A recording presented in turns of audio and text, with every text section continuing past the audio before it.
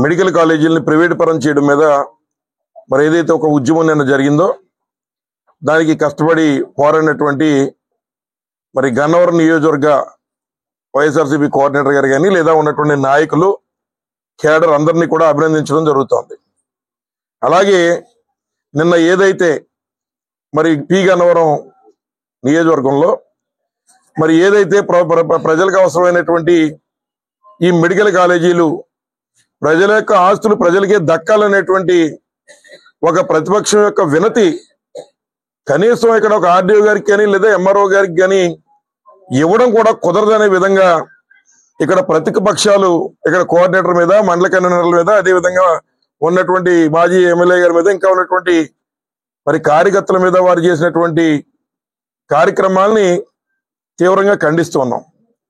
ఇవాళ ఏదైతే నాయకుల యొక్క బాధ్యత, ప్రతిపక్షాలు అధికార పక్షం, ప్రతిపక్షం ప్రజల్లో పడుతున్న ఇబ్బందుల్ని ఒక విమర్శ రూపంలో చేస్తే దానికి ప్రభుత్వాలు సరి చేసుకుని అవసరమైతే తగినటువంటి పాలన అందించడం ప్రభుత్వం యొక్క బాధ్యత. అంతేగాని నిన్న ఏదైతే ఈ మెడికల్ కాలేజీ మీద ఒక రిప్రజెంటేషన్ ఇవ్వడానికి మరి కోఆర్డినేటర్ గారు కానీ ఇతరులు బయలుదేరి వెళ్తూ ఉంటే దానికి పోలీసులు వ్యవహరించినటువంటి తీరు, డాక్టర్ బిఆర్ అంబేద్కర్ కోనసీమ జిల్లాలో పోలీసులు వ్యవహరించిన తీరుని తీవ్రంగా మేము ఖండిస్తూ ఉన్నాం.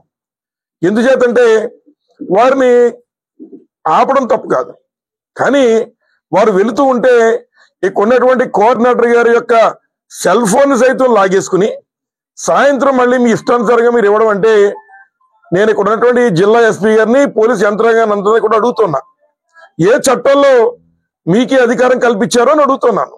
ఒక కోఆర్డినేటర్ యొక్క సెల్ ఫోన్ కూడా లాగేసుకుని అతన్ని నిర్బంధించి మరి మీ ఇష్టానుసారంగా మీరు ఆ సెల్ ఫోన్ మళ్ళీ సాయంత్రం పంపించడం అంటే ఇంత దుర్మార్గమైనటువంటి పాలన ఇంకెక్కడైనా ఉంటుందని నారా చంద్రబాబు నాయుడు గారు ఈ రోజున ఏదైతే మీరు మీ యొక్క తాబేదారులకి ప్రైవేట్ మెడికల్ కాలేజీలు ప్రభుత్వం ద్వారా వైద్యం అందాల్సినటువంటి కాలేజీలని ఈ రోజుని తాబేదారులకి అమ్మేసుకునేటువంటి కార్యక్రమం నువ్వు చేస్తూ ఉంటే, దాన్ని ప్రజల పక్షాన నుండి పోరాటం చేస్తూ ఉంటే వాటిని నువ్వు ఈ రకంగా కబంధ హస్తాలతో తొక్కాలనేటువంటి ఆలోచన ఎంతవరకు సవ్వు అని అడుగుతున్నాను. అలాగే ముఖ్యంగా ఇక్కడ ఏదైతే ఒక విమర్శ కూడా ఏదో వచ్చింది, అధికార పక్షం ప్రతిపక్షాలు విమర్శలు చేసుకుంటారు, వీళ్ళకి ఏం ఆస్తి తాగేదాలు కాదు, ఎవరైనా గౌరవం ఇచ్చిపుచ్చుకోవాలి, అందులో ఎవరి తప్పైనా నేను దాన్ని సమర్థించట్లా. కానీ ఇక్కడ ఉన్నటువంటి నాయకులు మరి ఏదైతే ఈ రోజున నిన్న కోఆర్డినేటర్ గారు కానీ మొన్న మాట్లాడినటువంటి మాట కూడా ఏదైతే ఆరోగ్యశ్రీని ఈ యొక్క నారా చంద్రబాబు నాయుడు గారు నిర్వీర్యం చేస్తున్నటువంటి మాట మాట్లాడారు, లేదా సీఎం రిలీఫ్ ఫండ్ లో కొంత అవినీతి జరిగిన మాట మాట్లాడారు, మరి దాన్ని మేము కూడా అడుగుతున్నాం. ఏదైతే ఈ రాష్ట్ర వ్యాప్తంగా నారా చంద్రబాబు నాయుడు గారు మరి జగన్మోహన్ రెడ్డి గారు ఉన్నప్పుడు ఈ రాష్ట్రంలో ఆరోగ్యశ్రీ ఏ రకంగా ఉంది, ఈ రోజున మీరు దశల వారీగా ఈ ఆరోగ్యశ్రీ కార్యక్రమాన్ని మీరు మరి నిర్వీర్యం చేస్తున్నటువంటి మాట వాస్తవం కాదా నారా చంద్రబాబు నాయుడు గారు అని అడుగుతున్నాం. ఈ రోజున ఏదైతే ఆరోగ్యశ్రీ ద్వారా సుమారు 3,250కి సంబంధించిన ప్రొసీజర్లు హాస్పిటల్లో ఉచితంగా చేసేవారు. ఈ రోజున్న పరిస్థితిలో ఏ పేదవాడు హాస్పిటల్కి వెళ్ళినా ఆరోగ్యశ్రీకి ప్రభుత్వం డబ్బు కట్టట్లేదు కాబట్టి మీరు డబ్బు కట్టి చేయించుకోవాలని ఉచితంగా అయ్యేటువంటి సేవను కూడా ఈ రోజున మరి హాస్పిటల్లో డబ్బులు కట్టించుకుంటున్న మాట వాస్తవం కాదని అడుగుతున్నాం. అలాగే గతంలో మరి ఏదైతే ఎవరైతే ఉన్నటువంటి మరి ఈ పక్షవాతం వచ్చినటువంటి వాళ్ళు, మరి పక్షవాతం వచ్చినటువంటి వారికి మరి ఆరోగ్య ఆశల ద్వారా జగన్మోహన్ రెడ్డి గారు నెలకు 5,000 రూపాయలు చొప్పున 6 నెలలకి 30,000 రూపాయలు సాయం చేసేవారు. ఇవాళ మీరు అది చేస్తున్నారని అడుగుతున్నాం. అలాగే ఆరోగ్యశ్రీ ద్వారా చేయాల్సినటువంటి సేవలు ఏదైతే మరి ప్రతి ఆరోగ్యశ్రీ సెంటర్ లో కూడా మరి మహిళలకి ఏదైతే మరి ఆరోగ్యశ్రీ సెంటర్స్ లో ఆథరైజ్డ్ సెంటర్స్ లో కూడా మరి యొక్క పురుడు పోసే కార్యక్రమం ఉందో దాన్ని ఇవాళ కేవలం మీరు మరి ప్రభుత్వ వైద్యశాలకు మాత్రమే పరిమితం చేయడం వాస్తవం కాదా నారా చంద్రబాబు నాయుడు అని అడుగుతున్నాం. ఈ రకంగా ఏదైతే పేద ప్రజల యొక్క వైద్యాన్ని సైతం ఈ రోజున నువ్వు దశల వారీగా ఆరోగ్యశ్రీని నిర్వీర్యం చేస్తున్న మాట వాస్తవం కాదని అడుగుతున్నాం. అలాగే సరే ఏదైతే సీఎం రిలీఫ్ ఫండ్ ఆరోగ్యశ్రీలకు రానటువంటి ప్రొసీజర్స్ ఏవైతే ఉన్నాయో వాటిని మరి సీఎం రిలీఫ్ ఫండ్ ద్వారా కొన్ని తెచ్చేటువంటి వెసులుబాటు గతంలో కూడా ఉండేది, ఏ ప్రభుత్వంలో చేస్తున్నారు. దానికి పార్టీలు కానీ ఇది కానీ ఉండదు, మానవతా ధర్మంతో చేస్తూ ఉంటారు. అదే లోకల్ వాళ్ళు ఎక్కువ తెచ్చారని చెప్పేది అన్నారు. అది సంతోషం. ఏం చేతంటే గతంలో మా ప్రభుత్వం ఉన్నప్పుడు అప్పుడు జక్కమూడి రామోహన్ గారు మొదటి స్థానంలో ఉంటే రెండో స్థానంలో ఉండేవాడిని ఎక్కువ తెచ్చిన వాళ్ళు. కానీ ఈ రోజు జరుగుతున్న అన్యాయం ఏమిటంటే ఒకవైపున ఆరోగ్యశ్రీ ద్వారా చేయాల్సినటువంటి ఇన్ని ప్రొసీజర్లు అన్ని కూడా ఆపేసి ఒకవైపున సుమారు 2,500 కోట్ల రూపాయలు ప్రభుత్వ హాస్పిటల్కి రావాల్సిన డబ్బుల్ని కావాలని ఆపేసి దశల వారీగా దీన్ని నిర్వీర్యం చేయడం కోసం, రెండోది ఏదైతే ఇప్పటి వరకు కాంట్రానటువంటి ఇన్సూరెన్స్ అందరికీ చేసేస్తున్నానని చెప్పి దాన్ని ప్రొసీజర్లు కూడా తగ్గించేసేటువంటి కార్యక్రమం నారా చంద్రబాబు నాయుడు గారు చేస్తున్న మాట వాస్తవమా కాదని అడుగుతున్నాం. ఇవాళ ప్రజలంతా కూడా హాస్పిటల్కి వెళ్ళి వారికి అక్కడ ఆరోగ్య డబ్బులు ప్రభుత్వం కట్టట్లేదు కాబట్టి మీరు డబ్బులు కట్టి చేయించుకోండి అని చెబుతూ ఉంటే వారు ఈ రోజున అప్పుల పాలైపోతున్న మాట వాస్తవం కదా ఈ రాష్ట్రంలో. మరి అటువంటి వారు మీకు కావలసిన వారికి ఎవరైతే తెలుగుదేశం పార్టీ సభ్యత్వం ఉన్న వారికో లేకపోతే 1-2 ఎవరికైనా చేసి మీరు వాటినే ఈ రోజు ఉన్నటువంటి ఎమ్మెల్యేలందరూ కూడా ఏదో మేము సీఎం రిలీఫ్ ఫండ్ ఇంతమంది చేసేసామని చెప్తున్నారు.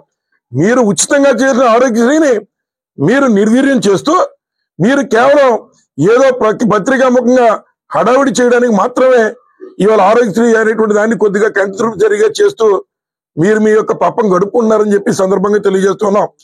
మీరు ఈ రోజు చిత్తశుద్ధితో ఏ ప్రభుత్వం అయినా కూడు గుడ్డ నీడ అనేటువంటి విషయాలు ఉంటాయి.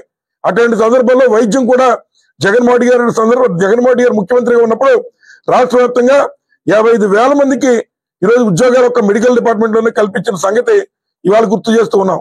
మరి ఇన్ని కార్యక్రమాలు జగన్మోహన్ రెడ్డి గారు చేసినప్పుడు ఇవాళ ఈ రాష్ట్రంలో నారా చంద్రబాబు నాయుడు గారు ఆయనంటే డబ్బు ఉన్నటువంటి వాడు ఇవాళ ప్రజలకు ఉపయోగపడుతున్న ఆరోగ్య హాస్పిటల్కి మీరు బిల్లులు కట్టకుండా ఇవాళ పేదల మీద మీరు కక్ష సాధించడం వాస్తవం అవునా కాదా అని ఇక్కడ కోఆర్డినేటర్ నాయకులే కాదు మేము కూడా అడుగుతున్నాం.